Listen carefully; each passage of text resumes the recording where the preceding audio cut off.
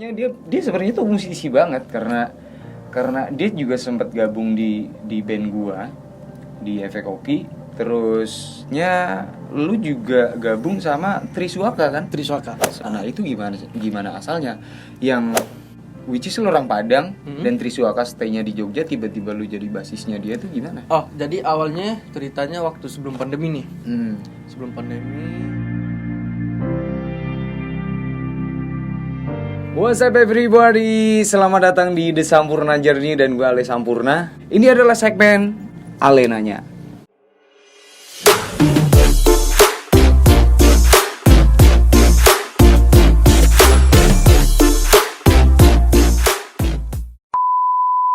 Ya, meneruskan konten yang kemarin gue bareng Angga Chandra. Kali ini gue udah bareng seseorang yang sebenarnya udah lama banget gue kenal. Udah sempat bergabung di band gue juga. Kita udah manggung berapa kali ya? Udah ada di beberapa panggung kita bareng ya. Iya. Salah satunya di Jakarta Fair. Jakarta Fair itu yang paling berkesan tuh. Panggungnya gede dan dia lari-lari gitu. Ini gue kasih videonya dikit tuh. Kayak gitu gayanya dia. Ada Tuan Dova, welcome. Tuh, yang tepukan banyak juga tuh. Penonton bayaran. Halo Pak, gimana kabarnya Pak? Alhamdulillah baik. Lo apa kabar? Alhamdulillah, sehat-sehat. Ya, ini akhirnya gue bisa bikin konten bareng Rada. Soalnya padet banget. Padet banget dia ini. By the way, Rada nih, gue manggilnya Rada. Rada ini bergabung di Suara Suku Studio, yang mana Suara Suku Studio itu apa sih? Boleh lu jelasin nggak? Apa itu Suara Suku Studio? Oh, Suara Suku Studio itu bergerak di bidang audio post. Audio post itu? Audio post itu bikin kayak tag VO buat iklan. Oh, iklan. Bikin scoring musik. Oke. Jadi lu sekarang posisi lu sebagai musik director sebenarnya ya. Tapi Ya. musik director itu nggak melulu lu ngedirect musik ternyata. Enggak, jadi komposer. Komposer jatuhnya ya. Komposer gokil, dari basis. Transisinya gimana sih lu tiba-tiba menjadi komposer? Apa lu emang belajar atau lu emang lu asal dari Padang, ya? Sumatera Barat. Oke, Padang. Orang awak nih. Apa lu emang sekolah di Padang? Sekolah musik atau sekolah apa? Yang dulunya sih gue di SMK Negeri 7 Padang. Oh, Jadi SMK Negeri 7. SMK Negeri 7 Padang itu ya di bidang kesenian. Oke. Ada kayak kerawitan. Bermula dari situ ya. Tapi kenapa tiba-tiba lu ke depan komputer gitu? Awalnya itu gue ada partner gue sampai sekarang tuh, si Tegi Pak Wo. Iya, kenal gue. Awalnya kan gue iseng doang main ke Jakarta. Itu pergi liburan doang. Liburan, main-main di Jakarta. Main. Gue stres kan. Tahun berapa tuh, Dak? Tahun 2011. Itu berarti awal banget lu ke Jakarta ya. Gue main lah ke kosan si Tegi yang Pak Wo aja lah kayaknya. Gue manggil Pak Wo tuh. Si Pak Wo, Tegi. Gue ngeliat dia lagi recording tuh. Kayaknya asik juga nih. Akhirnya gue ngulik sendiri tuh. Oke. Gue ngulik, si Tegi kelar recording, gue ngulik gimana sih caranya gitu, penasaran. Timbullah penasaran di hati gue gitu. Tanya. Jadi gue kulik. Tapi gue nggak nanya Tegi dulu. Ini caranya gimana sih? Mana tuh gue. Di sekolah kan dulu diajarin juga basic. Oke, berarti perkomposeran itu lu pelajarin justru di Jakarta ya? Jakarta. Kalau di Padang itu lu emang panggung banget berarti kan? Ya. Terbukti dengan lu punya penghargaan the best basis cuy, yang segitu banyaknya, yang sampai lu tumpuk karena tembok rumah lu nggak muat. Iya benar. Gila, berapa panggung yang udah lu dapetin sebagai the best basis? Kalau the best basis, aduh lupa gue berapa ya. Udah nggak ngitung lo ya? Udah nggak 80 apa berapa, lupa dah. Gila. Nggak inget gue. Berarti di Padang nama lu udah oke juga ya sebagai basis gitu ya. Sebagai basis. selain basis juga gitaris juga ternyata. Lu sebenarnya aduh. Kalau gitaris itu gue di recording gitu kan. Suatu saat gue nggak ada gitaris nih yang butuh gitar. Kadang kan klien kan low budget ya, makanya gue maksimalin, gue pelajarin lagi tuh gitar tuh. Dari bass lu ke gitar. Gue pelajarin karena lagi. Tuntutan mau nggak mau. Kalau kliennya low budget gitu kan, ya gue nggak mungkin dong manggil siapa kek teman gitu. Player gitu lu player gitu. Which is lu harus bayar dia dong. Nah iya. Tapi ya kalau yang ada budgetnya baru gue panggil season player gitu. Oke, balik ke musik direct berarti lu Tegi itu Pak Woh itu hitungannya guru lu ya? Secara langsung. Guru secara langsung ya? Coach, benar. Dan sampai sekarang masih jadi partner di Suara Suku? Jadi partner. Oke. Pernah bikin studio 2012 di Pulau Gadung. Oh, yang di iya gue pernah datang tuh. Gila 10 tahun lu sama Tegi berarti. Sebenarnya dari kecil. Sebenarnya gue dari dia sama kecil. Oh, itu teman kecil lu? Teman kecilnya bukan. Jadi Tegi ini kan teman sama abang gue itu. Aga. Puja. Oh, temennya Puja justru. Temennya Puja. Di atasnya Aga. Jadi gue kecil sama dia 2005 apa 2006 dulu, dia cabut lah dari Padang rantau ke Jakarta kuliah gitu di UNJ. Oh gitu ternyata. Jadi lu mainnya sama abang-abangan ya? Itu yang mengantarkan lu ke posisi sekarang ini ya? Iya, sampai titik sekarang. Secara nggak langsung ya? Secara nggak langsung. Gila. Di Suara Suku siapa aja yang udah pernah lu garap?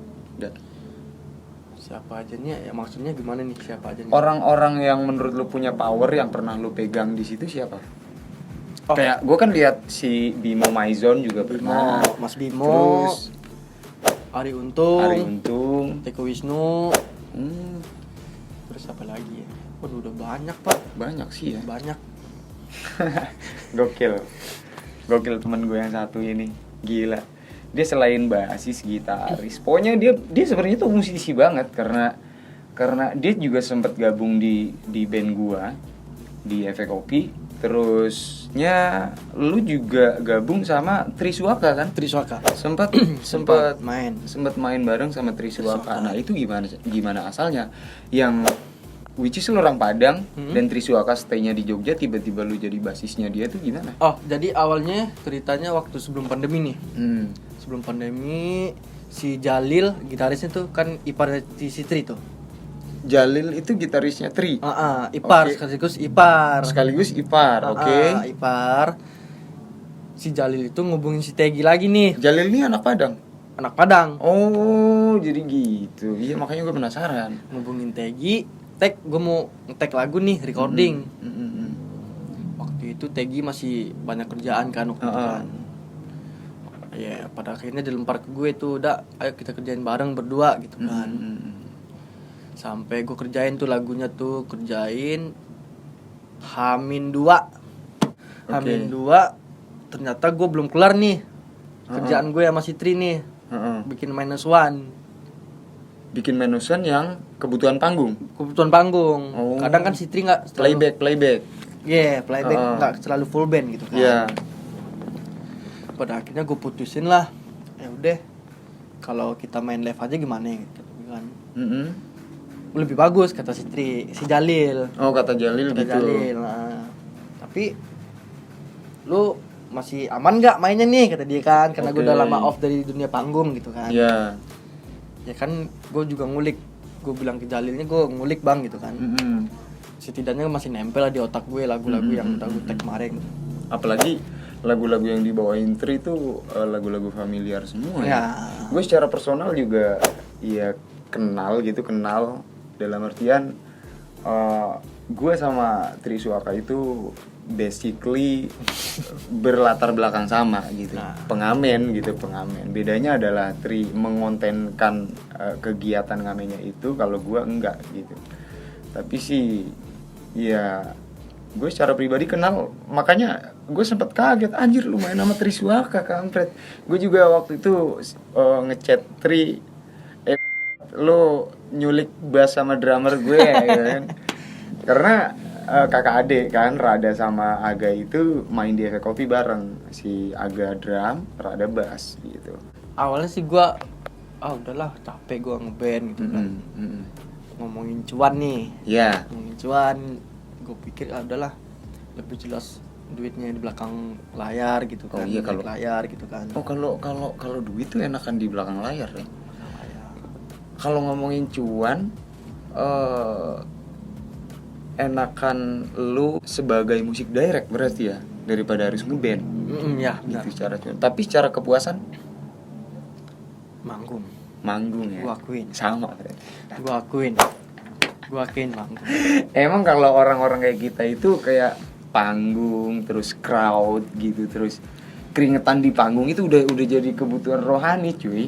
Udah jadi kebutuhan rohani batin gitu. Jadi kalau kita nggak manggung kayak berbulan-bulan gitu, rasanya kayak ada yang kurang gitu. Lu ngerasain gak sih?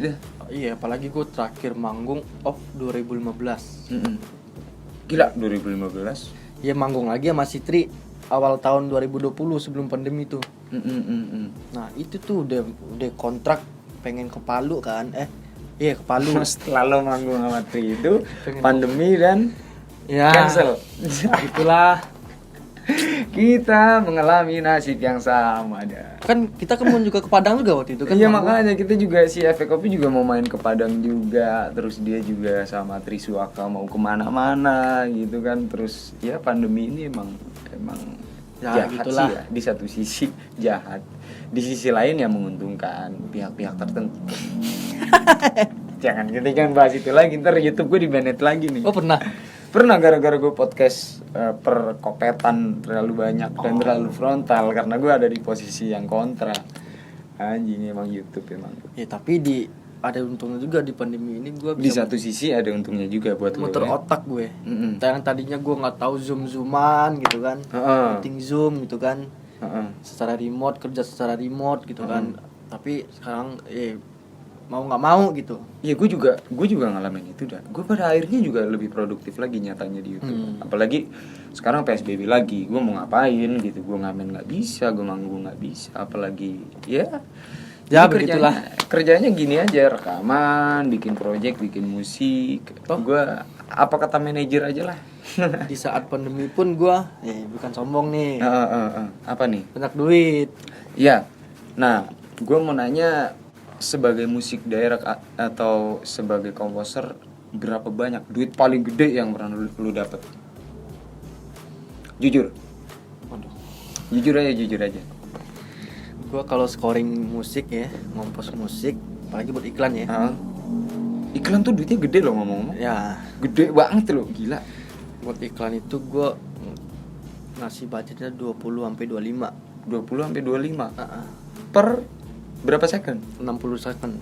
60 detik. Dia garap project 60 detik, 20-25. Dalam sebulan lu bisa ngerjain berapa? 4. Nah, lu hitung. makanya dia terjebak di zona komposer pada akhirnya.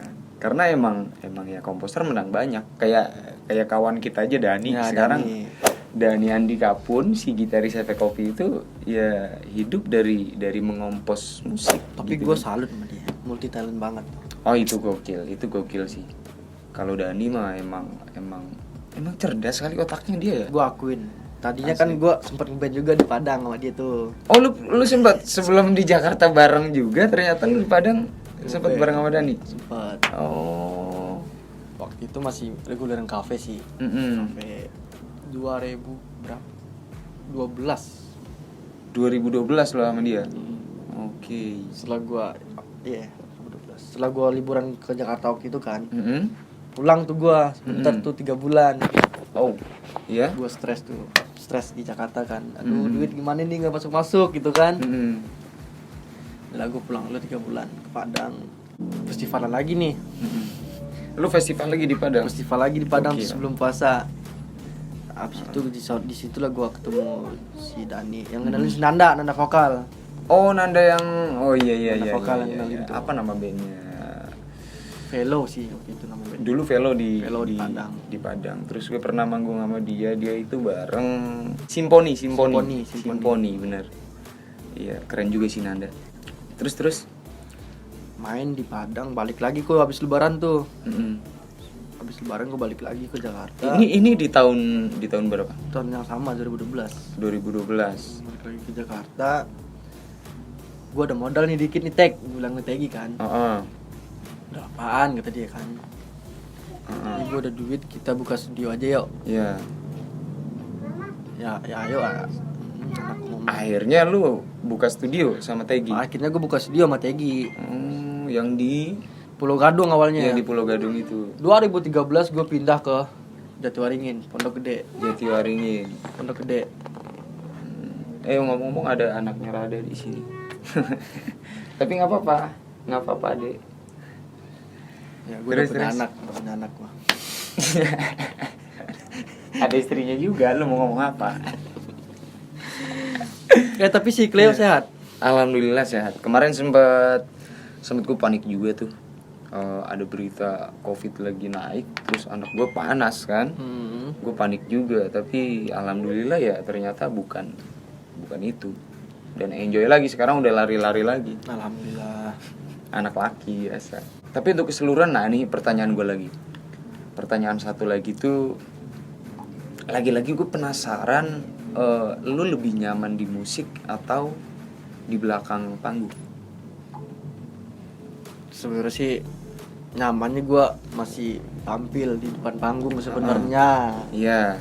Cuman karena kebutuhan ya udah. Karena kebutuhan. Gue ngalah satu langkah. Karena cuan. Karena cuan. Tapi nggak apa-apa sih dah. Itu kita harus realistis kok.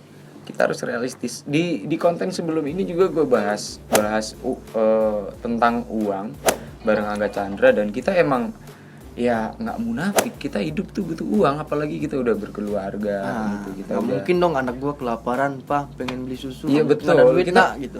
Oke, emang segalanya nggak melulu tentang uang, tapi ya kita mau ngapa-ngapain, apalagi kita hidup di Jakarta. Benar. Gitu, serba uang gitu. Kita kencing aja bayar cuy, 2.000 gitu. ya. Nah kalau di kampung kita kencing di bawah pohon gratis. Tapi ya, gue penasaran pak. Kenapa? Penasaran gue malu. Kenapa?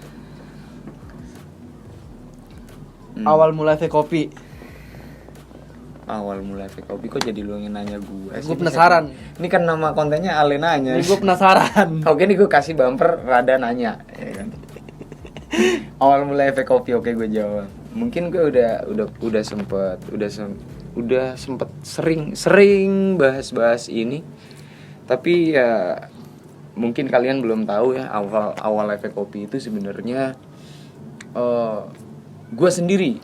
Awalnya gue sendiri. Oh, lu sendiri dulu. Awalnya gue sendiri, gue ngumpulin. Gue dari band yang sebelumnya, terus gue keluar sama Arai juga keluar.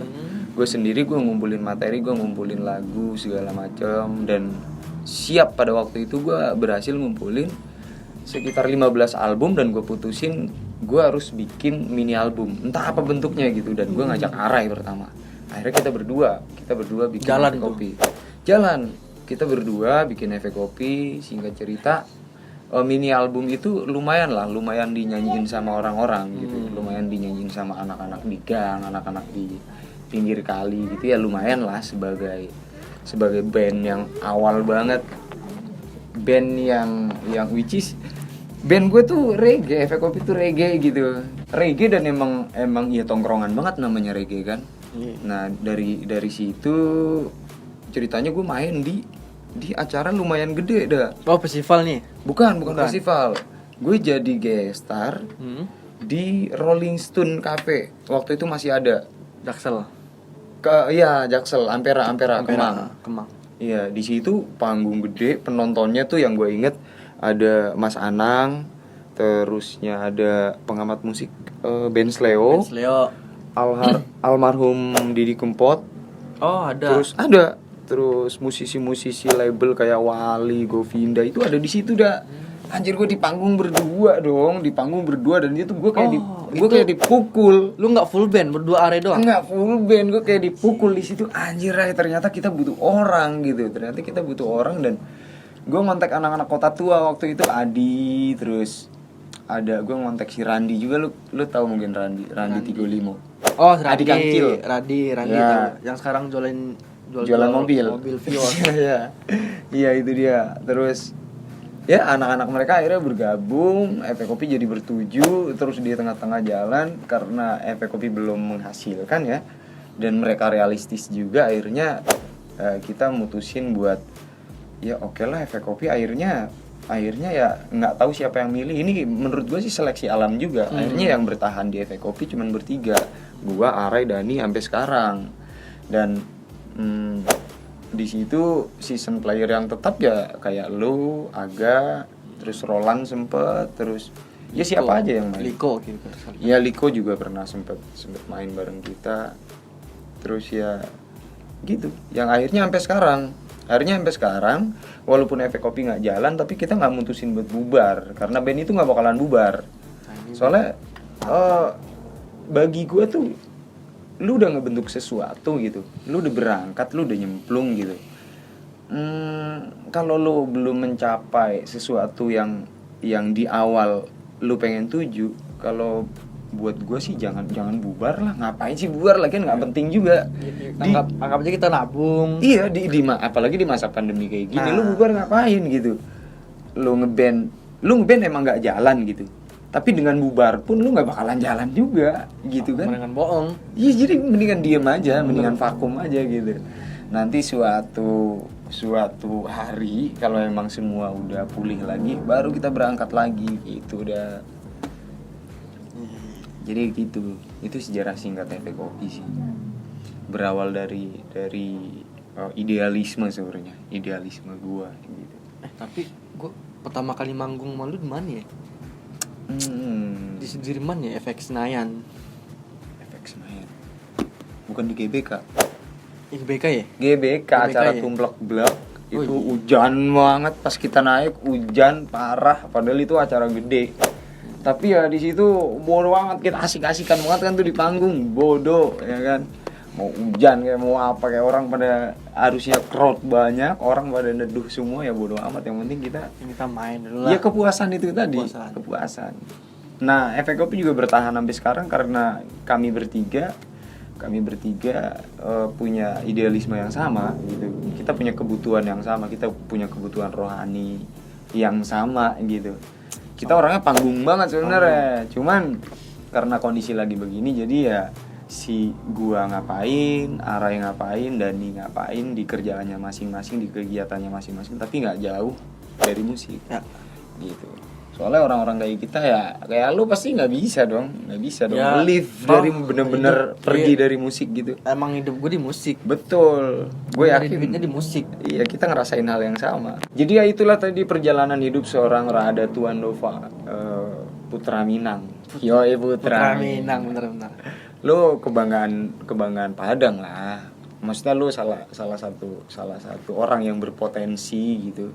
Orang yang berpotensi dan lu punya, pasti kita sama-sama perantau gitu, lu punya cita-cita besar di saat pulang nanti kan. Pastinya ya lu harus jadi sesuatu di sini dan pulang dengan membawa sesuatu untuk daerah lu gitu.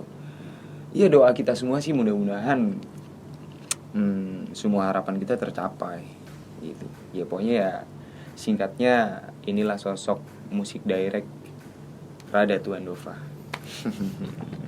Dan thank you udah nyempetin buat ngobrol sama gua. Siap. Di malam hari ini nih, udah malam banget nih. Malam minggu ya sekarang ya? Iya, malam minggu. Orang-orang mah ngapel ya, kita malah bikin konten gini.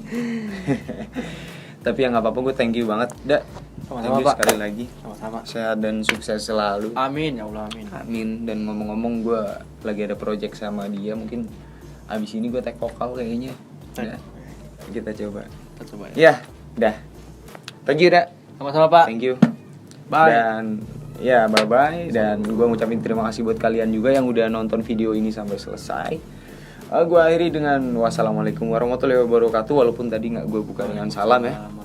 Sehat dan sukses selalu kita semua. Thank you. Bye bye. Oke.